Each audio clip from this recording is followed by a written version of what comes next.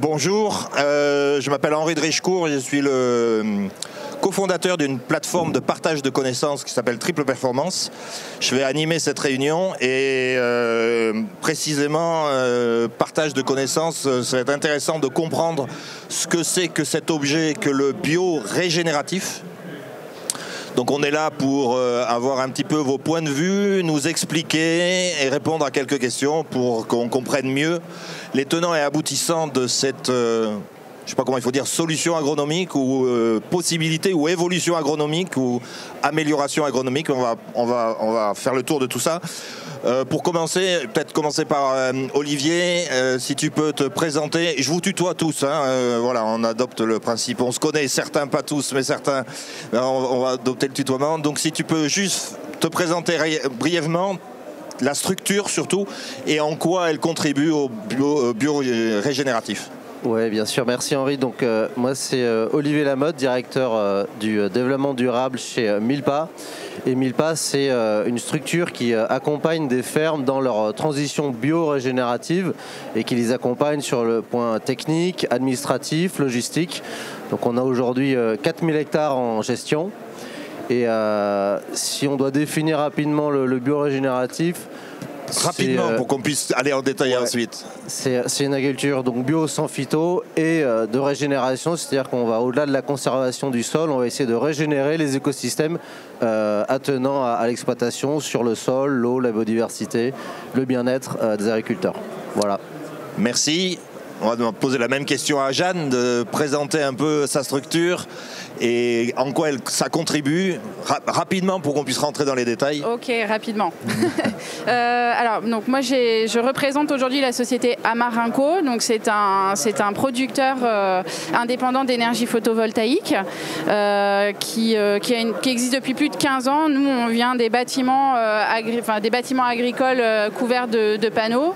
On a déployé plus de 2000 structures et donc nous, notre contribution en fait dans le bio-régénératif, c'est assez indirect. On rentrera dans les détails plus tard, mais c'est principalement faire des projets qui sont utiles et mettre en place des dispositifs, des mécanismes dans lesquels la transition énergétique permet de financer la transformation agricole, comme vient de l'expliquer. Voilà, ça c'est un point très intéressant.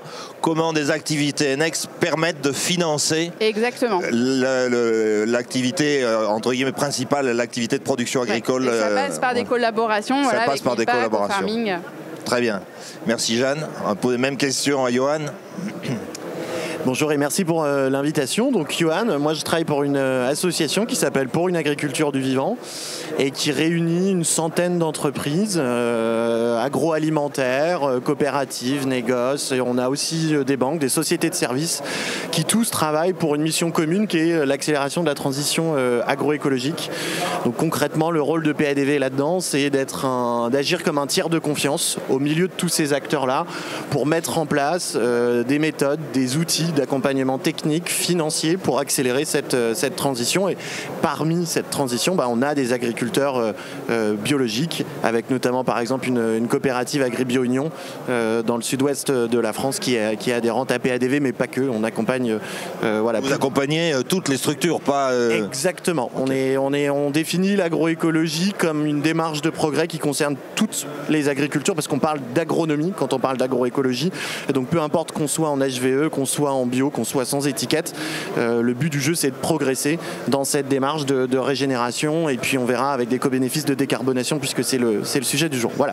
Merci. Et enfin Thierry, donc là un autre type d'activité.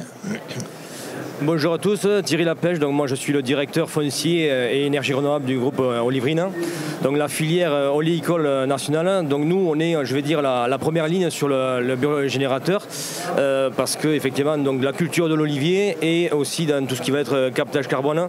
Donc aujourd'hui pour faire la production, automatiquement il faut qu'on ait un sol vivant, donc on travaille déjà dessus. Très bien, merci. Donc on va essayer, pour commencer, de comprendre en quoi ça consiste, rentrer un peu dans les détails, et peut-être on va commencer par Johan. Si on définit une filière agriculture biorégénérative décarbonée, en quoi ça consiste ? Alors c'est un très vaste sujet et je pense que l'objectif de cette conférence c'est de pouvoir apporter une réponse claire à son issue. D'abord on part de la base qui est l'agriculture biologique, hein, donc qui est aujourd'hui normée au travers d'un cahier des charges. Et ensuite on va essayer de dépasser un petit peu ce cahier des charges avec des notions de régénération, comme l'a présenté Olivier, des notions de régénération qui partent d'une meilleure compréhension des sols, mais pas que. Donc on va travailler cette question du sol. On va aussi travailler la question de l'écosystème agricole autour de la ferme. Donc on va parler d'agroforesterie, de plantes, etc. Et puis à l'intérieur de ces filières bio-régénératives qui dépassent le cahier des charges, on va y fixer des objectifs de décarbonation, mais qui sont communes à l'ensemble du secteur agricole. Et donc là, je dirais qu'il y a 3 caractéristiques pour faire très synthétique. Se fixer des objectifs de résultats. On a la stratégie nationale bas carbone qui, d'ici 2050, nous en fixe tous en commun. C'est à peu près moins 46% pour le secteur agricole. On a des initiatives privées de démarches volontaires. On va en entendre beaucoup parler au Salon de l'Agriculture, le SBTI notamment, qui fixe des objectifs à horizon 2030 de moins 15, moins 20, moins 30%. Donc ça, c'est des objectifs. La première, voilà. Deuxièmement, c'est avoir des bons indicateurs. La décarbonation en agriculture, elle se fait à travers 2 leviers. La réduction des émissions. On produit des émissions quand on conduit le travail d'un agriculteur. Et puis, on peut, et c'est la particularité et l'atypisme de l'agriculture, on peut aussi séquestrer du carbone. On peut capter du carbone. Ce que d'autres secteurs d'activité ne peuvent pas faire. Donc ça, c'est intéressant. C'est le deuxième point. Et le troisième point, quand on parle de décarbonation, la caractéristique d'une filière décarbonée, c'est justement qu'il va falloir la jouer collective. La décarbonation et notamment le stockage de carbone pose une question assez technique, mais qui est comment on va comptabiliser ce stockage de carbone et le ramener à une culture. Est-ce qu'un couvert végétal qu'on a mis entre 2 cultures, est-ce qu'on attribue ce stockage de carbone qui va permettre à la culture du blé, à la culture du maïs? Tout ça nécessite d'avoir des méthodologies, ça, des règles. Ça, c'est de la mesure et c'est comment de la on mesure. flèche les mesures. Mais c'est plus que ça, c'est de l'organisation collective. Parce que ta question, c'était c'est quoi les caractéristiques d'une filière? C'est donc se fixer des objectifs. Derrière se fixer des objectifs, c'est avoir les bons indicateurs stockage et émissions. Et derrière ça, c'est savoir les piloter. Et dans le pilotage, c'est le faire de manière collective, c'est-à-dire plutôt multifilière. On va parler chez PADV de coalition, mais c'est vraiment cette idée que les acteurs des filières, on a plutôt l'habitude de travailler en France culture par culture, là il va falloir que tous ces acteurs-là puissent s'harmoniser dans la manière d'avancer, de planifier cette décarbonation. Voilà. Ok, merci Johan. Alors je retiens déjà un point, en fait bio-régénératif, c'est que le bio a permis de faire un certain nombre d'avancées, mais on n'est pas au bout des avancées qu'il faut pour être régénératif et on introduit d'autres éléments, notamment sur la question respect du sol et capacité à stocker du carbone avec les techniques supplémentaires. Exactement. Jeanne, tout à l'heure, tu as abordé la question, en présentant, tu as parlé du fait que l'agrivoltaïsme ou le photovoltaïsme est une manière d'accompagner ces évolutions de pratiques.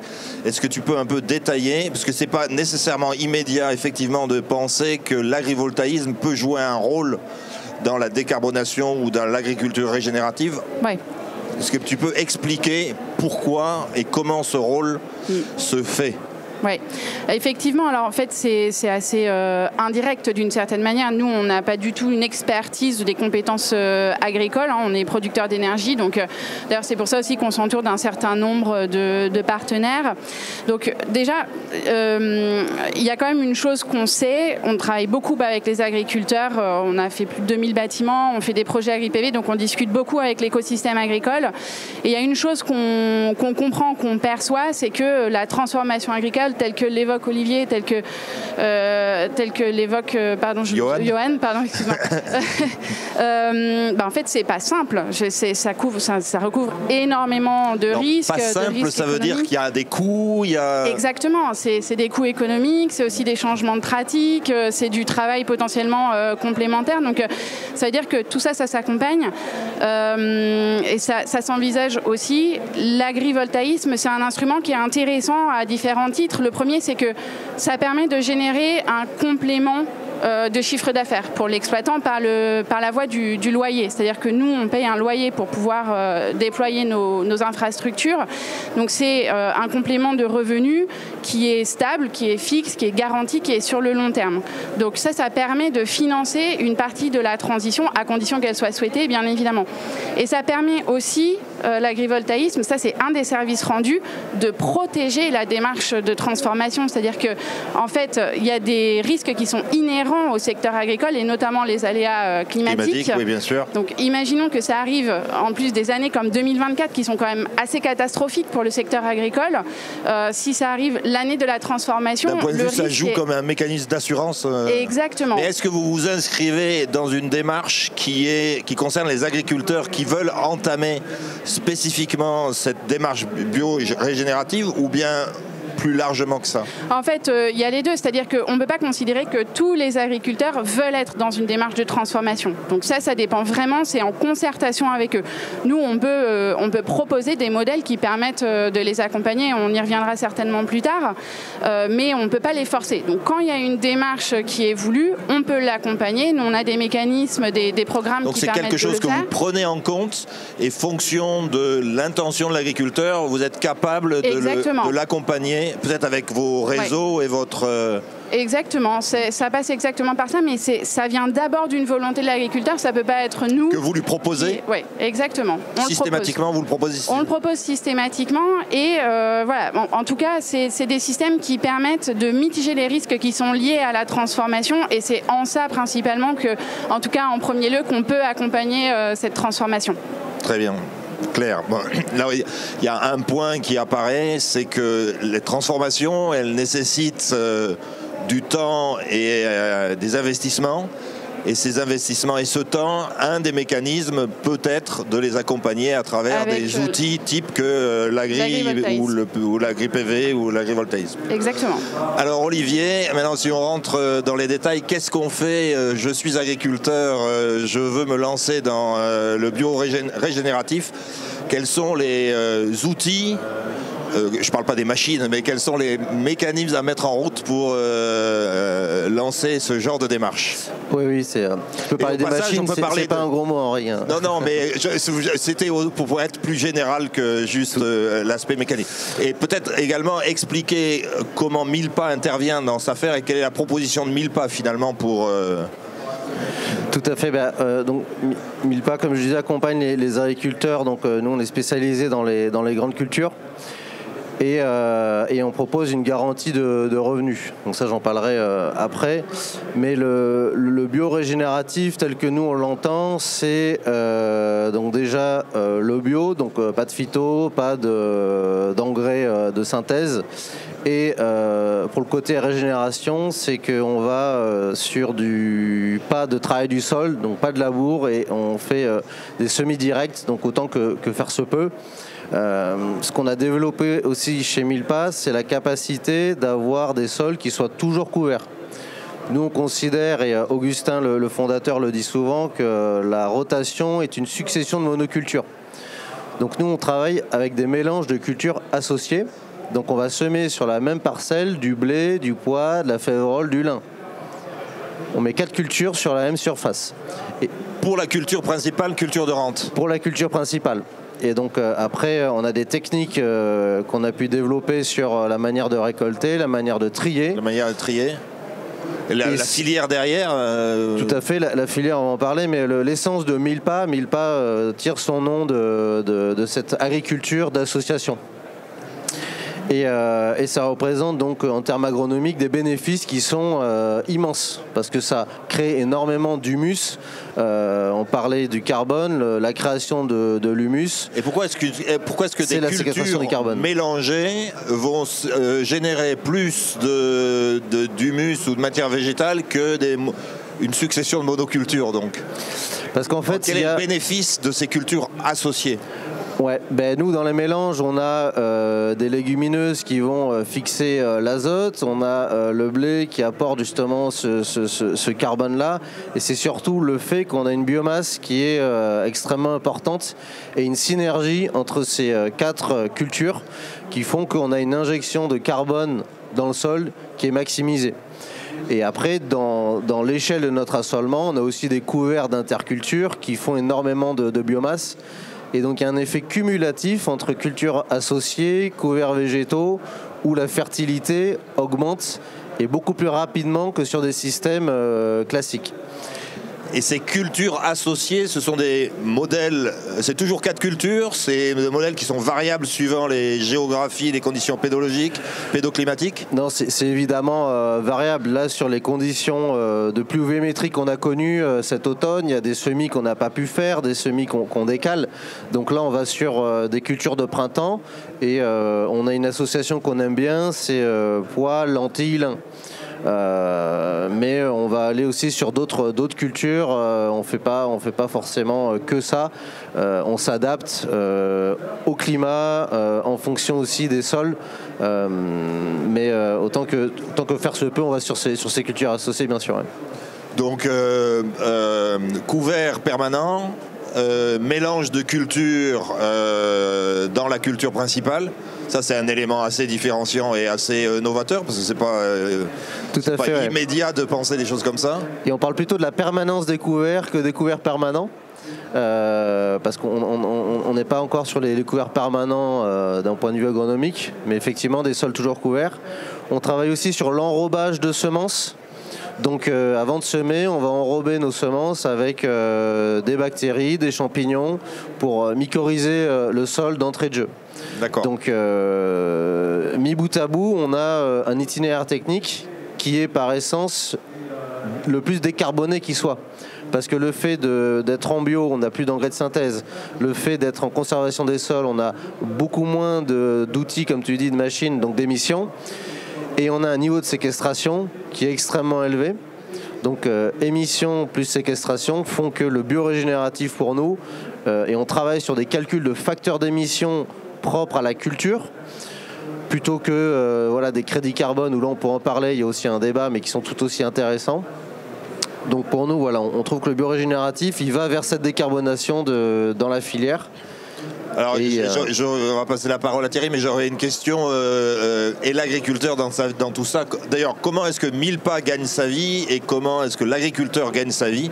C'est-à-dire en termes de rendement, triple performance, il y a la notion de performance économique. Ouais. Et donc, c'est important de parler aussi de l'aspect performance économique des modèles que vous proposez chez Milpa. Non, tout à fait. Moi, je suis moi-même JA, donc jeune agriculteur Milpa dans une ferme dans le Gard. Donc, tu conseilles, mais tu pratiques à titre Je me conseille moi-même. D'accord. Ça. Ok. Et en fait, nous, on a une approche qui est plutôt pas sur avoir le plus de rendement possible, mais avoir le minimum de coûts. Donc sur le modèle des cultures associées, on va faire 15 quintaux de blé, par exemple. Mais on a cherché à avoir justement le moins de charges possible à l'hectare. Et Milpa garantit dans son modèle un résultat opérationnel de 370 € de l'hectare à toutes les fermes qui sont donc dans le groupement. Et le bénéfice qu'a et le modèle économique de Milpa, il se base sur le fait que la ferme soit rentable. Tout ce qui est au-dessus de cette garantie de revenus, c'est pour Milpa. Donc il y a vraiment une rémunération au résultat, à la performance économique de l'exploitation. Mais vous cherchez le résultat de l'exploitation, donc une vraie démarche d'entrepreneur et pas nécessairement à maximiser le chiffre d'affaires. Exactement, et c'est pour ça que on fait parfois appel à des ETA, c'est-à-dire qu'on considère que y a des agriculteurs qui sont sur la ferme, mais qui n'ont pas forcément besoin d'acheter une moissonneuse-batteuse. Donc il y a pour l'utiliser une centaine d'heures par an. Donc on peut aussi déléguer certains travaux. Donc en fait, Milpa mutualise le risque. Va chercher les leviers pour faire des économies d'échelle en partageant par exemple des outils pour les fermes, donc c'est un principe des CUMA qui existe déjà. On a un outil chez nous qui permet de gérer toutes les opérations à l'échelle de toutes les fermes et donc moins de temps passé sur l'administratif, moins de temps passé sur les opérations pour l'agriculteur qui se consacre à son métier ou à la gestion de l'exploitation comme c'est mon cas, moi qui ne suis pas sur le tracteur toute la journée. Alors, l'olivier dans une logique agro-régénérative. Là, il faut expliquer un petit peu pourquoi l'olivier est un outil ou une culture qui a son rôle dans cette démarche. On a parlé grande culture beaucoup avec Olivier, mais précisément l'olivier dans cette affaire. Alors l'olivier dans cette affaire, c'est quoi? C'est que nous, on est parti en amenant un écosystème complet à l'agriculteur. Donc effectivement, on amène la culture aujourd'hui de la filière qu'on a créée, mais tous les intervenants qui sont passés avant moi, on accompagne l'agriculteur dans cette diversification. Donc c'est lui amener la culture et la rentabilité. Donc on est sur le chiffre d'affaires et sur le bénéfice à l'hectare. 2, on travaille sur la décarbonation de la filière. Donc aujourd'hui, on amène, je vais dire, 3 à 4 revenus à l'agriculteur. C'est le revenu prioritaire sur l'alimentaire, la production d'huile. Deuxièmement, là on est en train de travailler sur les crédits carbone parce qu'on stocke du carbone massivement entre 12 à 15 tonnes par hectare et par an. Pour stocker ce carbone, effectivement, je regroupe un petit peu ce qu'ont dit mes collègues, c'est qu'il faut qu'il y ait une vie du sol. Donc automatiquement, on doit amener cet écosystème-là. Troisièmement, dans le troisième revenu qu'on amène, c'est aujourd'hui la biomasse. Aujourd'hui, donc dans la décarbonation de toute la filière, on a ce revenu-là. Et en dernier, effectivement... C'est de la biomasse qui est commercialisée? C'est la biomasse qui est commercialisée, c'est-à-dire que nous, sur l'olivier. Sur l'olivier. Voilà. Et donc en dernier, effectivement, mais là je rejoins Jeanne, c'est qu'on a créé un modèle agrivoltaïque, donc c'est le 4e revenu qu'on amène à l'agriculteur. Donc on est parti tout simplement de diversifier l'agriculteur et diversifier les risques de revenus par rapport à ça. Mais après, on avait l'obligation d'amener vraiment un écosystème complet. Donc chaque partie qui en parle ici ont une spécificité. Nous, pour accompagner l'agriculteur, c'est vraiment de l'amener en fait dans ces démarches-là, mais de lui apprendre, on va dire, tout. Parce qu'aujourd'hui, c'est très compliqué, donc une filière complète est très diversifiée. Donc on est un petit peu, le rond-point pour l'agriculteur entre tous les intervenants, de l'accompagner et d'avoir chaque partie à disposition pour lui, pour l'accompagner. Mais l'olivier intervient aussi comme culture de diversification finalement. Ça a été la priorité parce qu'aujourd'hui on a mis l'agriculture au centre. Aujourd'hui on est en diversification des exploitations agricoles. On amène un nouvel atelier à l'agriculteur et donc dans tout l'écosystème qu'on a amené, c'est surtout prioritairement lui ramener un revenu. Très bien. C'est pratique du point de vue de l'agriculteur. Est-ce que c'est facile à mettre en œuvre ou est-ce que ça représente, on a évoqué tout à l'heure avec Jeanne le fait que finalement il y avait besoin d'accompagnement, qu'il y avait des coûts associés. Donc si on caractérise un petit peu le chemin et les difficultés de mise en œuvre de ces modèles-là, comment est-ce qu'on peut les définir, comment est-ce qu'on peut en parler, comment est-ce qu'on peut les caractériser? Peut-être commencer par Olivier. Oui, Jeanne l'a évoqué tout à l'heure, la limite elle est économique parce que il y a des modèles qui existent, des modèles qui sont en place avec des débouchés, avec des pratiques, donc on connaît leurs coûts. Nous, sur ces modèles-là, on doit construire ces filières en fait. On doit construire des filières à haute valeur ajoutée parce que quel est le prix du biorégénératif? Combien ça vaut en eurotonnes? C'est quoi une filière à haute valeur ajoutée? Une filière à haute valeur ajoutée, c'est un contrat avec donc nous, l'amont qu'on représente et l'aval, un contrat commercial sur le long terme avec des engagements d'un premium ramené à la tonne qui valorise les éco-bénéfices amenés par l'agriculture donc régénératrice. Et en échange, l'agriculteur, il se doit d'utiliser peut-être l'IR PADV qui va retracer par indicateur une augmentation de la fertilité, une augmentation de la réserve en eau, une amélioration de la biodiversité. Il se doit en échange de mesurer l'empreinte carbone de sa commodité agricole. C'est pour ça que la filière est intéressante parce que sinon on pourrait continuer de faire ce qu'on fait aujourd'hui, c'est-à-dire un marché de gré à gré. Après ma moisson, j'ai mon prix et je le vends au négoce et basta. La filière, elle est engageante pour tout le monde et elle est rémunératrice autant pour l'aval qui veut suivre et avoir de l'impact que pour l'amont qui veut vivre de son métier d'agriculture. Alors sur cette notion de filière, je pense que pour une agriculture de vivant, vous êtes très engagé dans le développement et la construction de filières. Est-ce que tu peux un peu expliquer comment ça fonctionne parce que c'est un élément important de ce que dit Olivier, c'est que ces éléments-là, on arrive à les mettre en œuvre à partir du moment où c'est un petit peu intégré depuis l'amont jusqu'à l'aval. Quel est le travail que vous faites pour une agriculture ce que dit Olivier est très juste. Le cœur du sujet, c'est la création de valeur. Cette création de valeur, il faut savoir la quantifier. C'est-à-dire qu'il faut être capable de se dire est-ce que l'agroécologie, est-ce que le biorégénératif donne les preuves de ses promesses en termes de stockage de carbone, en termes de réduction d'émissions, en termes de production de biodiversité, en termes de réduction de phytosanitaires, en termes d'infiltration de l'eau dans les sols. On a aujourd'hui la capacité à mesurer toutes ces dimensions-là. Ces dimensions-là, elles ont de la valeur parce qu'elles sont recherchées par les entreprises des filières. Elles sont recherchées parce que pour répondre à une législation qui commence à se mettre en place, notamment par le biais du carbone, mais plus généralement par des objectifs. Aujourd'hui, il y a beaucoup de groupes industriels qui ont des objectifs de pourcentage de volume agroécologique et donc qui sont en recherche d'aller accéder à ces matières premières-là. Et donc, ça donne de la valeur. Donc, il faut commencer par quantifier ces impacts-là et puis regarder aussi en face, comme le fait très bien Olivier, comme le dit très bien Olivier, combien ça coûte. Combien ça coûte quand je suis un agriculteur qui démarre ? Déjà, je démarre d'où ? Et si je fais ma transition en appuyant sur la fertilité des sols, en appuyant sur des pratiques décarbonantes, combien ça va me coûter ?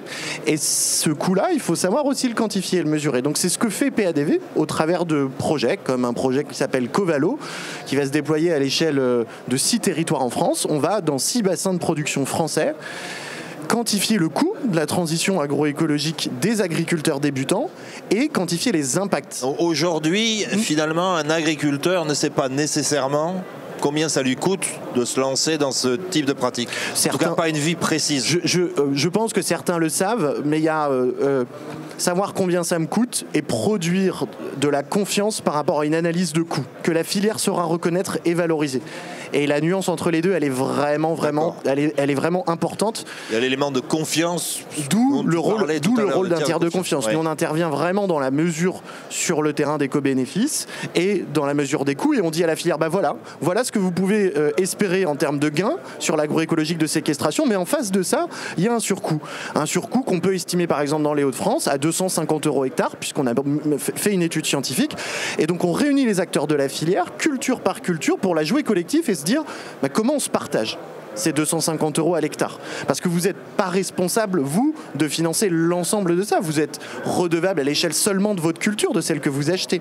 Donc dans les Hauts-de-France, on fait travailler les acteurs du blé, les acteurs du lin, les acteurs de la betterave, les acteurs de la pomme de terre tous ensemble pour savoir comment on mutualise ce coût, comment on met en place des modèles économiques de cofinancement. Et je dirais même que ça doit dépasser une logique filière. Donc déjà là, on n'est plus dans une logique filière, mais multifilière. Ça doit dépasser cette logique-là et on doit faire intervenir d'autres forces de l'investissement public, puisque ces co-bénéfices-là, c'est intéressant. Quand je réduis l'érosion du sol à l'échelle d'un département, c'est potentiellement pour le maire d'une commune arrêter de fermer le tronçon d'une départementale parce qu'on a de... Il y a de l'érosion qui se balade. Exactement, il y a de l'érosion qui se balade. Donc c'est de la prévention vis-à-vis de ces coûts-là. Et donc on a... Ça marche ?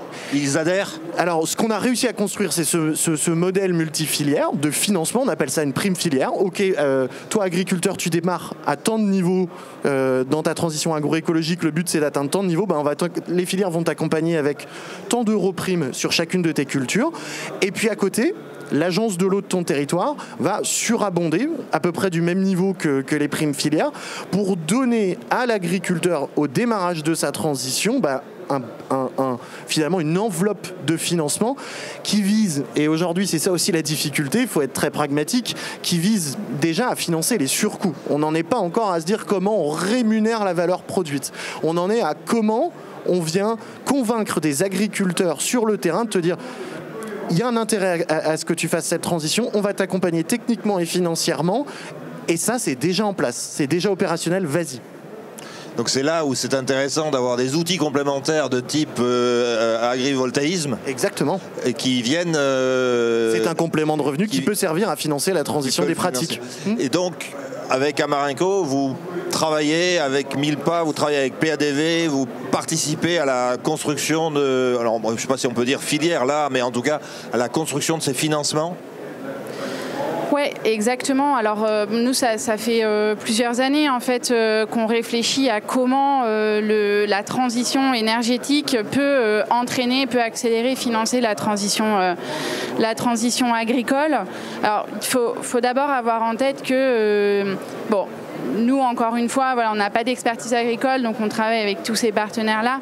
La durabilité d'une exploitation agricole, elle est multidimensionnelle. Il y a d'abord la durabilité économique, c'est ce qu'on dit depuis le début, c'est pouvoir vivre de son travail, avoir un revenu décent, pouvoir faire des projets, projeter son exploitation, pouvoir faire des investissements, obtenir des financements aussi des banques. Voilà, exactement. Une exploitation est une entreprise, donc il y a cette durabilité-là. Il y a la durabilité agricole aussi, c'est des terres qui sont productives et qui continuent de produire, la santé du sol. Il y a aussi toute la durabilité climatique. Comment l'exploitation devient résiliente aussi face au changement climatique, la culture, l'activité, comment se prémunir de ça. Et puis il y a aussi toute la durabilité, je dirais, humaine et sociale, c'est la santé de l'agriculteur, le fait qu'il aime son métier, le fait que ça devienne un métier attractif. Le fait qu'il ne travaille pas obligatoirement 90 heures par semaine. Exactement, d'avoir une vie à côté. Il y a le fait aussi à un moment de pouvoir transmettre son exploitation parce qu'il y a des repreneurs, parce qu'il y a des gens qui ont envie de perpétuer ce métier-là. Donc ça passe par toutes ces choses-là. Donc nous, on a réfléchi par la voie de notre direction RSE, ça fait plusieurs années maintenant, à comment on peut accompagner ça, comment nos activités peuvent entraîner. Donc on a mis en place un programme de financement et d'accompagnement de l'introduction de mesures qui vont dans le sens de la transformation agricole, donc on appelle le programme ECO officiellement. Et en fait, c'est un programme qui permet, donc en co-construction avec les exploitants de tout type, ça peut être de la grande culture, ça peut être du bovin, ça peut être avec Olive Green, la diversification avec des oliviers, à comment on peut mettre en place ce type de mesures, qu'est-ce qui est utile, qu'est-ce qui va servir à l'agriculteur. Donc c'est par exemple travailler avec des acteurs comme INPA à c'est quoi la roadmap dans les années à venir pour faire sa transformation. Et ça c'est quelque chose, donc c'est un financement que vous proposez complémentaire à la location, parce que l'agriculteur qui déploie l'agrivoltaïsme, il est rémunéré sous la forme de location de ses terres. Exactement. Et donc ça, ce programme ECO, c'est un financement complémentaire que vous proposez. Comment ça fonctionne? Exactement. Non, c'est un financement complémentaire et aussi qui est parfaitement volontaire. C'est-à-dire qu'on va au-delà de la réglementation. Okay. C'est une initiative conjointe entre Amarenco et l'agriculteur. Absolument. Alors, encore une fois, ça doit être aussi une volonté de l'agriculteur. On ne peut pas le forcer. Mais s'il y a effectivement une volonté, nous, on va comprendre les besoins, ce vers quoi il veut aller. Et puis, on va mobiliser un certain nombre de partenaires, donc sur l'agriculture régénératrice, sur la santé du sol, pour l'accompagner. Et donc, on va financer toute la mise en place. Par exemple, si on passe sur du pâturage tournant dynamique, on a l'exemple d'une exploitation atelier au vin en Seine-et-Marne, je crois, en tout cas en région parisienne, où on a proposé à l'exploitant d'intégrer ce programme-là. Donc on met en place avec lui, donc ça porte sur 2 volets. Il y a d'abord le passage en pâturage tournant dynamique. Ça demande des investissements. Déjà, ça demande de la formation. Parce que c'est pas simple de passer d'une culture conventionnelle à du pâturage tournant dynamique. Il y a tout un volet de reconnaître le stade de pousse de l'herbe pour savoir à partir de quel moment on fait passer un lot d'un paddock à un autre. Il y a aussi la constitution des lots pour tout le taux de charge sur les paddocks. Donc il y a tout ce volet-là. Il y a aussi par exemple le financement des barrières amovibles, des systèmes d'abreuvoir. Est-ce que c'est fixe? Est-ce que c'est mobile? Est-ce qu'il faut une citerne? Mais alors donc vous agissez comme maître d'ouvrage finalement de cette transition pour l'agriculteur? Exactement. On mobilise notre écosystème autour des différentes expertises qui sont nécessaires à la mise en place. Sur le projet que vous menez conjointement avec l'agriculteur. Exactement. Et il y a une enveloppe budgétaire qui est allouée, qui est indexée sur la puissance du projet. Très bien, ça c'est très intéressant effectivement parce que il y a des coûts, il y a des changements de pratiques, il y a de la formation, de la compréhension de ce qu'il est possible de faire. Il y a du suivi par la mesure aussi, c'est ce que tu disais Johan. Des nouveaux modèles, c'est une nouvelle méthode de gestion. Peut-être que spontanément l'agriculteur, le tropisme, c'est augmenter le rendement hectare, mais là on parle d'une autre logique qui est augmenter le résultat hectare ou le résultat de la ferme, c'est aussi d'autres logiques. Donc tout ça, c'est pas immédiat, ça s'apprend. L'olivier, c'est une autre forme d'accompagnement, une autre forme de diversification de ces pratiques agroécologiques. Et ça, c'est ma première question. Et la deuxième aussi, je voulais savoir si dans la culture d'olivier que vous avez développée, vous déployez aussi toutes les solutions dont parlait Olivier précédemment. Alors, premièrement, c'est la sécurisation de l'agriculteur. Donc aujourd'hui, on est une filière amont-aval sécurisée par l'aval. Donc aujourd'hui, effectivement, on a commencé par sécuriser le revenu de l'agriculteur. C'est un peu comme l'agrivoltaïsme, mais en olivier, quoi, d'un certain point de vue. Ça a été la base pour après amener les outils comme l'agrivoltaïque, amener tous les outils techniques de gestion, comme mes partenaires font ici. Donc nous, après, quand on arrive chez l'agriculteur, tout simplement, c'est de lui amener tout le cadre pour sa diversification, lui amener le nouvel outil. Et aujourd'hui, ce qui est primordial pour nous, c'était vraiment d'avoir cette filière complète, mais vraiment sécurisée par l'aval. Aujourd'hui, on a des acteurs qui sont là sur du très long terme pour leur faire de la contractualisation, tout comme est l'agrivoltaïque aujourd'hui. Donc de lui amener vraiment d'une manière... Très long terme, c'est quoi très long terme? On parle de quelle durée? Très long terme, aujourd'hui, sur le revenu de la contractualisation oléicole, on est sur 15 ans. À côté de ça, on a des contrats agrivoltaïques qui arrivent sur 30 ans, voire plus. Donc on sait 15 ans, c'est pas mal déjà. Déjà 15 ans, c'est pas mal sur l'alimentaire. Donc on sait déjà que sur la durée de vie de l'exploitation agricole, on va venir apporter un réel outil financier. Et en termes de pratiques culturelles pour les oliviers, dans ce type de modèle, est-ce que vous déployez aussi des solutions de couverts? Comment est-ce que les cultures d'oliviers modernes, si je puis dire, comment est-ce que vous la mettez en œuvre? Alors nous, on a deux zones. On a la zone, je vais dire, après Carcassonne vers la mer, où là on est vraiment sur des territoires très très arides, où c'est que là on est sur vraiment de la gestion du sol très pointilleuse, où c'est que les couverts végétaux ne sont pas toujours, je vais dire, évidents à mettre en place. Ouais. Et ensuite on a la deuxième partie qui part de Carcassonne jusqu'à nord des Charentes, là où c'est qu'on plante, où c'est que là on est obligé d'enherber pour effectivement freiner la vigueur de l'arbre. Donc on est sur deux géolocalisations complètement différentes, mais ensuite sur la question, on va dire, de l'agronomie, on est effectivement très pointu dessus, parce que comment stocker du carbone avec la vie du sol, voilà. Donc on est vraiment sur toutes les techniques de pointe pour effectivement amener tout ce système-là. Et demain, c'est qu'aujourd'hui on est sur un produit de très haute qualité avec l'huile d'olive. Donc plus on amène d'outils techniques sur la vie du sol, de la qualité, éviter de nombreux traitements. On est effectivement sur un IFT très très réduit, puisqu'on est à 4,5 aujourd'hui. Voilà, donc on est vraiment sur tout l'écosystème complet. Et ça, c'est un IFT très réduit parce que vous avez développé des techniques particulières, ou c'est des choix stratégiques, ou qu'est-ce qui... Alors, déjà, la génétique de l'arbre est ultra résistante. Le modèle de haies fruitières qu'on a mis, effectivement, dans la configuration qu'on a mis par rapport au climat, a été adapté justement pour ça, pour éviter, tous les champignons. Et on a la volonté de réduire massivement pour, une fois qu'on vend l'huile d'olive, on soit effectivement par rapport au crédit carbone et tout sur de la très haute valeur ajoutée. Et un agriculteur qui se lance dans l'olive avec Olive Green, il va installer quelle superficie il va consacrer quelle partie de son exploitation à... Nous, on est parti, quand on a présenté tous les projets, à hauteur de 10 à 20% de la SAU pour effectivement amener l'outil. De configuration, aujourd'hui le viticulteur il arrive sur une diversification à peu près de 3 hectares pour commencer. Le céréalier, lui, est beaucoup plus important. On part de 5 hectares jusqu'à des surfaces qui peuvent aller jusqu'à 20, 30 à 80 hectares. Voilà. On est sur deux profils différents et à aujourd'hui massivement des viticulteurs par rapport à la crise qu'on connaît. Mais l'idée, c'est 10-20% de... L'idée, c'est pas de renverser l'écosystème d'une ferme, mais c'est d'apporter un nouvel outil, tout simplement.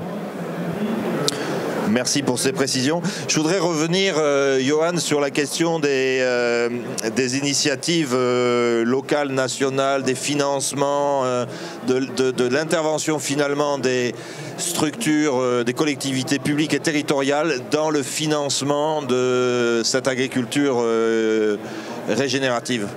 Alors j'ai déjà un petit peu évoqué le sujet au travers de ta question précédente, mais peut-être pour compléter sur pourquoi c'est important qu'ils participent.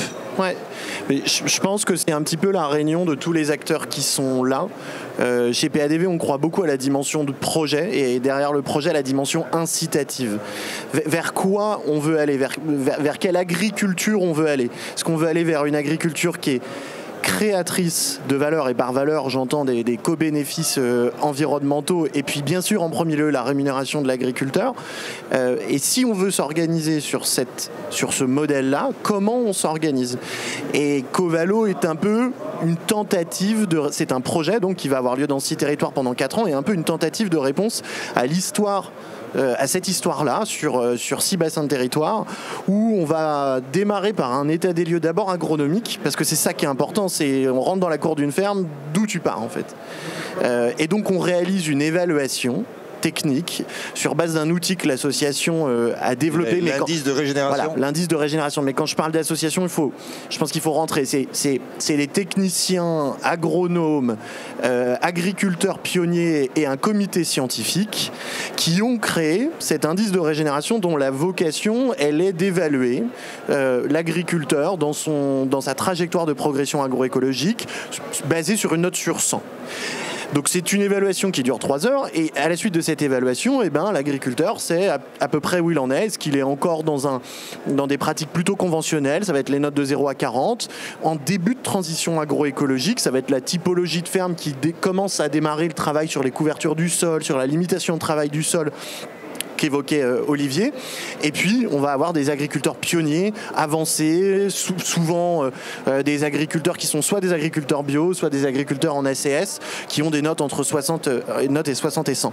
Et ensuite, comment on s'organise avec cette étude de coût et comment on planifie la transition sur 2 volets, parce que je pense que c'est la réunion un petit peu de tout ce qu'on se dit depuis le début. Il y a un volet technique, comment j'accompagne techniquement la progression de l'agriculteur, et donc il faut des bons outils, des bons conseils. L'outil en soi n'est rien, la valeur qui est produite à partir de l'outil, c'est le conseil agronomique. Donc il y a un besoin derrière ce conseil, c'est comment on forme aussi à l'agronomie. Ça fait longtemps qu'on parle plus de ces sujets-là. Voilà, mais pas suffisamment en tout cas. On a des gens formés aujourd'hui sur ces techniques en dehors des spécialistes ou des gens très motivés autour de la table, par exemple, aujourd'hui, mais il y a dans les structures, dans les chambres, dans les coopératives, dans les négoces. Et c'est là qu'on revient à la notion de projet. C'est-à-dire que si on est de plus en plus nombreux à parler de l'agroécologie, on sera de plus en plus nombreux à parler d'agronomie et on sera de plus en plus nombreux à parler de formation. Et donc, à un moment donné, ça deviendra nécessaire d'avoir aussi en point d'appui une politique publique plus incitative et puis des filières qui s'organisent déjà. Parce que oui, les coopératives en France, malgré leur modèle économique, elles commencent à financer quand même la formation de leurs techniciens de coopérative pour qu'elles produisent de plus en plus de conseils. Mais on n'en est pas à la situation où aujourd'hui un agriculteur est capable de payer son technicien commercial pour le conseil qu'il prodigue. On n'en est pas encore là. Une question provoque pour Olivier. À 15 quintaux hectares, les coopératives, elles aiment? Ouais, elles n'aiment pas du tout, Henri. Non, mais c'est... Parce que c'est un vrai... Enfin, blague à part, il y a un outil industriel dans les coopératives, il y a des silos, il y a des outils de transformation, etc. Donc il y a des volumes qui sont nécessaires pour alimenter tous ces outils industriels. Non, mais... Comment est-ce que Milpa, dans sa logique qui permet à l'agriculteur d'avoir un résultat économique, comment est-ce que vous êtes vu, comment est-ce que vous êtes perçu avec votre proposition? Nous, on travaille avec des coopératives, avec des négoces. Ça, c'est évident. Ils ont un rôle très important à jouer. Et on les remercie d'être là.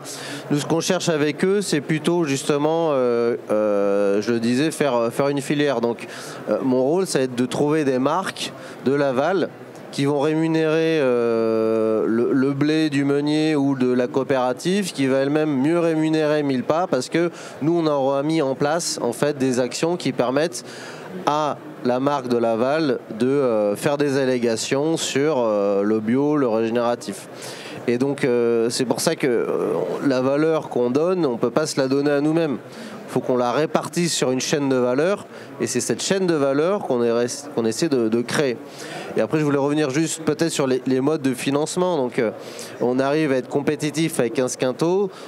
Demain, si effectivement on a un pilote peut-être agrovoltaïque, si demain on a PADV qui permet de sécuriser un premium peut-être sur à minima une culture de l'assolement.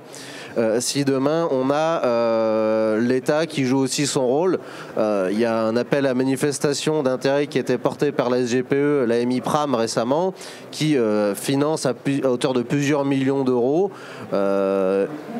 les pratiques de transition à grande échelle.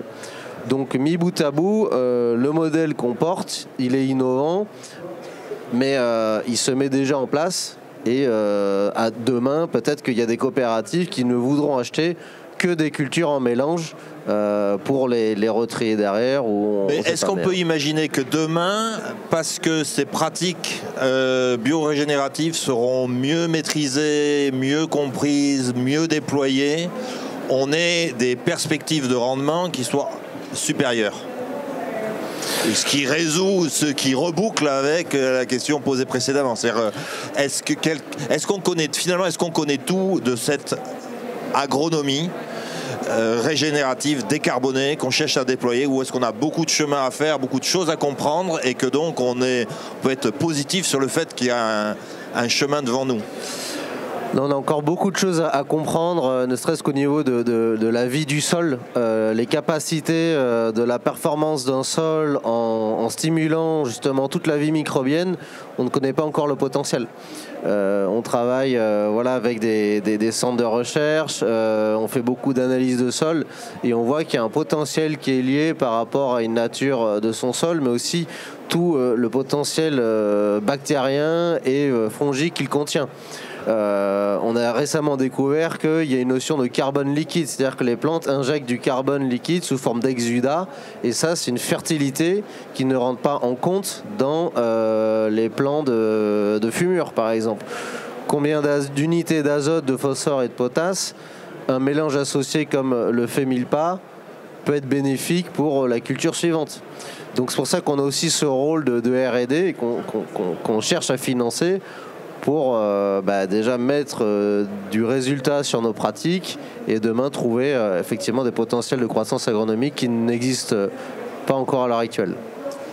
Donc ça, c'était en fait la dernière des questions, c'est un peu se projeter vers l'avenir. Non, mais c'est très bien, c'est de se projeter vers l'avenir sur ce qu'on peut vouloir faire, ce qu'on peut suggérer aux agriculteurs. Donc il y a déjà un premier point qui est beaucoup de recherche en définitive. Moi j'ai noté au début, on a parlé de bio, mais finalement on s'aperçoit que le bio c'est une partie de la réponse, donc avec la question du sol, du non-travail du sol, des couverts végétaux, on fait un pas en avant supplémentaire et il y en a certainement d'autres à faire au fur et à mesure où on améliore nos connaissances agronomiques. Si on pose cette même question de se projeter vers le futur, Jeanne, pour l'agrivoltaïsme, pour l'agri-PV, vers quoi est-ce qu'on peut aller? Quelles sont les directions dans lesquelles on peut se projeter pour continuer à développer une agriculture qui soit régénérative et décarbonée? Oui. Du point de vue de l'énergéticien. Parce que voilà, c'est ça dépend évidemment pas que de nous. Non. Déjà, je pense que je vais rebondir sur ce qu'Olivier dit, parce qu'il y a tout un volet, en fait, déjà production de données scientifiques, analyse de données scientifiques qui a à faire, qui est en cours, pas forcément sur du bio, pas forcément sur de l'agriculture régénératrice. Donc il y a déjà cette première chose à faire, c'est absolument indispensable si on veut donner confiance aussi à tous les acteurs des filières. Il y a ça, il y a aussi tout un modèle technico-économique à mettre en place, on le voit sur un projet qu'on fait avec Milpa actuellement en Indre-et-Loire. En fait, on travaille, nous, sur un objet qui est un petit peu différent de d'habitude, c'est qu'on travaille sur des combinaisons de cultures où parfois il y a 3 à 4 cultures en même temps, avec des rotations qui ne sont pas celles qu'on a l'habitude de voir sur des sites conventionnels. Donc nous, ça nous oblige déjà à revoir tout notre modèle aussi d'effacement de panneaux vis-à-vis des besoins des différentes cultures de la combinaison. Donc il y a tout ce travail qui est à faire, et il y a aussi, et ça je pense qu'on s'est tous attachés à le dire, il y a un écosystème à embarquer en fait avec nous. Il y a les bureaux d'études, il y a les coopératives, il y a les agroalimentaires, il y a tous les instituts techniques aussi qui doivent être avec nous, qui doivent nous soutenir. Donc, ça, et on a des marges de progrès pour embarquer l'écosystème, ou bien on est au taquet, ou bien il y a encore du boulot pour que fédérer. Il y a du boulot, ça c'est sûr. On le voit d'ailleurs, en fait, et c'est assez normal. Nous, on traite beaucoup avec les autorités locales, qui sont les chambres d'agriculture, les départements, les préfectures, les communes. En fonction aussi des spécificités géographiques, les besoins ne vont pas être les mêmes, les positionnements vis-à-vis de l'agri-PV ne sont pas les mêmes. Donc il y a évidemment tout un travail à faire là-dessus. Après, par contre, ce qui est très intéressant, c'est qu'on voit qu'il y a des besoins sur le terrain. Nous, il n'y a pas très longtemps, par exemple, on a répondu à un appel à manifestation d'intérêt d'un gestionnaire opérateur des eaux dans le Grand Ouest, où en fait, eux, ils ont une problématique qui est que sur leurs aires de captage de l'eau, qui leur permet de distribuer des centaines de milliers de ménages avec de l'eau potable, sont sous des aires agricoles. Et donc, en fait, il y a une problématique de pollution de l'eau qui est de plus en plus prégnante, et donc ils ont besoin de remédier à cette pollution. Et ils ont fait un appel à manifestation d'intérêt auprès d'énergéticiens comme nous pour déployer sur les zones des projets agri-PV qui vont permettre de financer la transition de l'eau. Donc, il y a des applications qui sont réelles, il y a des besoins qui remontent du terrain. Ce qu'il faut, c'est que le cadre réglementaire dans lequel on est aujourd'hui vive pour entendre ces remontées-là et qu'il puisse s'adapter à ces besoins, ce qui n'est pas forcément encore le cas aujourd'hui. Mais en tout cas, ce qui est sûr, c'est qu'il y a de l'avenir, il y a des besoins dans lesquels on peut, avec tout un écosystème, quand on est en train de dire, intervenir. Ce que j'entends beaucoup qui me paraît très intéressant, c'est qu'on a besoin pour faire avancer cette transition agroécologique, cette agriculture décarbonée, biorégénérative, on a besoin de leviers qui sont des leviers financiers tout autour. L'agrivoltaïsme est un exemple de ces leviers qui permettent le financement. Thierry, si tu peux aussi, l'olivier est un levier. Et donc, si tu projettes un petit peu toutes les évolutions, l'avenir, tu le vois comment ? Nous déjà en projection, c'est qu'on ne part pas de zéro parce qu'on est déjà très proche de l'interprofession oléicole marocaine. Donc en fait, tout leur marocaine. Non, on est dans le thème, c'est dans le salon là. Évidemment. Donc en fait, on a tous les techniciens qui sont là-bas déjà, qui ont toute la base de données sur l'évolution climatique qu'ils ont eue et l'évolution avec l'INRA en Maroc. Donc on est en train de justement par rapport. Donc on apprend du Maroc pour pouvoir améliorer la filière. Alors, déjà on apprend du Maroc par rapport à tout l'écosystème qu'ils ont mis en place depuis, je vais dire, des décennies. Deuxièmement, ils ont une évolution climatique, donc nous, on va avoir ces connaissances-là. L'idée, c'est quoi? C'est de compacter ça, et avec, je vais dire, les protocoles comme l'INRA en France, et puis avec nos partenaires ici, c'est d'arriver à faire une projection sur le long terme de l'évolution climatique et tout ce qu'on va pouvoir amener dans la technique au niveau des agriculteurs. Donc c'est la question de la gestion des cultures de l'olivier et sa manière de réagir au changement climatique à venir. Effectivement, et puis bon, l'olivier est une plante, on va dire, rustique, ça peut paraître simple, mais on l'a vraiment mis dans je vais dire, dans un contexte très chirurgical, où c'est que chaque paramètre est très important. Alors même question pour Johan, en termes de perspective pour une agriculture du vivant. Par exemple, d'ailleurs, tout simplement, l'indice de régénération, ça c'est aussi un élément qui est important, c'est que au-delà de la mesure, on a besoin de l'intérêt de la mesure. Dans l'absolu, on a besoin de la mesure pour créer de la confiance. Donc c'est un sujet, on n'a pas toujours cette compréhension du fait que la mesure, voilà, tout simplement, elle permet de se parler et donc d'avoir un minimum de confiance. Mais alors, est-ce que l'IR est amené à évoluer ou peut-être d'autres idées, d'autres voies d'amélioration pour PADV ? En tout cas, c'était un de ces grands enjeux au démarrage, c'était de produire de la confiance autour de cet outil, parce que je pense que une des vraies problématiques aussi, c'est que des outils, il y en a beaucoup aujourd'hui. Le choix qui a été fait dans l'association, c'était de se dire qu'il doit vivre sur 2 piliers, cet outil, issu des recommandations et de la réalité du terrain. Donc chaque année, on a un comité technique composé des techniciens qui font vivre cet outil, font des évaluations et qui proposent des recommandations d'évolution. Et puis en face, il y a ce comité scientifique qui décide et qui regarde s'il y a, au vu de ces recommandations, suffisamment de recul scientifique pour se dire ok, on peut changer tel indicateur parce qu'on n'induira pas en erreur les agriculteurs et on va dans le bon sens vis-à-vis de la... Qui sont les membres du comité scientifique de... Alors on en a plusieurs, on a Marc-André Sellos qui commence à être un petit peu connu, et des gens pas du tout importants sur le sujet. Non, voilà, on a Pascal Boivin qui est aussi très intéressant quand on parle de microbiologie des sols, de captage de carbone dans les sols. Je vais pas tous les citer, mais on a Isabelle Golringer de l'INRAE.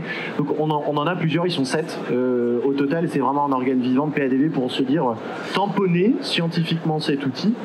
Il n'y a pas que l'indice de régénération, il faut que même les études de quantification, les études de coût, il faut que ces études-là produisent de la valeur et de la confiance. C'est comme ça qu'on arrivera à s'organiser, à créer cette valeur-là. Et je le redis, au bénéfice premier des agriculteurs, dans la sécurisation de leurs risques économiques. Et j'espère demain, si je me projette à 2050, qu'un agriculteur il sera capable d'être rémunéré à la fois pour la production de culture, comme il l'est aujourd'hui, parce que ça reste sa première mission, c'est de nourrir, mais aussi pour la production d'éco-bénéfices environnementaux. Que ce soit un complément de salaire et qu'il puisse vivre des deux, me paraît indispensable parce que c'est le bras armé de cette transition. La notion de paiement pour services environnementaux, je sais que vous travaillez dessus. Exactement, on est au tout début de cette histoire-là et je me projette à 2050 et j'espère que ce sera pérenne dans un modèle économique et bien sûr viable pour la filière parce qu'on connaît les exigences en termes de modèle de coût derrière qui existent partout en fait, à l'échelle de l'agriculteur mais à l'échelle aussi industrielle et des distributeurs. Merci Johan. Alors, on va terminer par un petit tour de table avec deux questions. D'abord, on a parlé d'écosystème, mais dans l'écosystème, on n'a pas parlé du consommateur. Alors, je voudrais avoir un peu votre perspective, finalement, du producteur jusqu'au transformateur, jusqu'à l'agroalimentaire. Et derrière, il y a le maillon du consommateur, enfin, chacun d'entre nous. Est-ce que nous aussi, on a un rôle à jouer? Si oui, lequel? Et puis peut-être le message clé pour les agriculteurs que vous pourriez leur suggérer. Voilà, en une phrase, quel est le conseil à l'agriculteur et quel rôle peuvent jouer les consommateurs? Alors, pour nous, les consommateurs, il faut avoir bien en tête que c'est les consommateurs d'électricité. Donc, en fait, finalement, ça peut être des industriels de l'agroalimentaire, ça peut être des coopératives agricoles. Leur rôle à eux, le message, c'est que ils sont, comme le disait Johan, ils ont des obligations législatives réglementaires de décarboner. Donc il y a tout un modèle en fait à mettre en place entre la transition énergétique et la transition agricole. Ils sont à la croisée des deux avec un écosystème qui est hyper intéressant parce que ils sont en contact direct avec les agriculteurs. Donc ils ont une carte à jouer. C'est une vraie opportunité pour eux de faire des modèles intégrés qui font transition énergétique, transition agricole, donc ça c'est la première chose. Et puis après pour les agriculteurs, je pense tout simplement envisager l'agrivoltaïsme comme un équipement, comme n'importe quel équipement de la ferme en fait, un tracteur ou n'importe quel autre équipement, c'est exactement la même chose en fait. Pas le considérer comme autre chose que... Un outil qui fait partie de la palette des outils à sa disposition pour conduire la gestion de sa ferme. Comme n'importe quel autre outil d'exploitation. Merci Jeanne. Moi, pour les consommateurs, ils sont libres de choisir ce qu'ils veulent et je pense qu'il faut pas ce qu'ils veulent et il faut pas opposer les agricultures entre elles. On a besoin de toutes les agricultures. Le message qu'on peut leur faire passer, c'est que on a en 50 ans perdu 1 million d'agriculteurs. Et je discutais avec un enseignant chercheur d'Agro-Toulouse hier qui me disait qu'à 2030, il y aura 4 millions d'hectares de SAU libres, vides, sans agriculteurs. 4 millions. 4 millions d'hectares. Donc en fait, il n'y a pas de repreneur de cette terre. Donc on a aussi, le consommateur doit comprendre ça. S'il veut que les paysages qu'il a toujours connus restent les mêmes, il faut aussi qu'il soit engagé dans sa manière de consommer. Et ça a un prix, mais une fois de plus, lequel?